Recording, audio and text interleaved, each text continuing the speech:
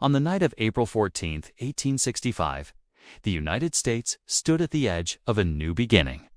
The Civil War had effectively ended. The Union was preserved, and hope slowly returned to a nation torn apart by years of bloodshed. But that hope would be shattered in a single moment. President Abraham Lincoln, the man who guided America through its darkest hour, would not live to see the peace he fought so hard to achieve. Just days earlier, Lincoln had spoken of reconciliation, not revenge. He believed the nation must heal, binding its wounds with malice toward none, with charity for all. His vision was clear: reunite the country and rebuild it together. That Friday evening, Lincoln attended a performance of Our American Cousin at Ford's Theater in Washington, D.C. The mood was light. Laughter filled the room. No one suspected that history was about to change forever.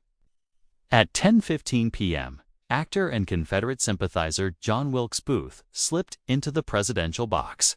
Armed with a pistol and a knife, Booth fired a single shot into the back of Lincoln's head. The president slumped forward. Panic erupted. Booth leaped onto the stage, shouting, "Sic semper tyrannis," thus always to tyrants, before fleeing into the night.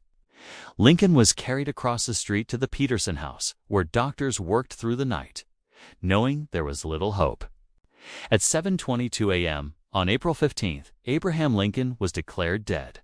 The nation was plunged into mourning. Church bells tolled. Businesses closed, streets filled with silent crowds.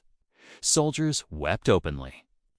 For millions of Americans, both North and South, Lincoln's death felt deeply personal, as if the country had lost a father.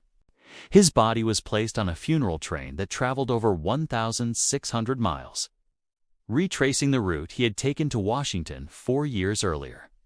Along the way, grieving citizens stood for hours just to glimpse the man who saved the Union. Meanwhile, a massive manhunt unfolded. Booth was tracked down and killed 12 days later, but justice could not undo the damage done. Lincoln's assassination left the nation leaderless at a critical moment. Reconstruction would be difficult, divisive, and painful without the steady hand of the president who believed in mercy over punishment.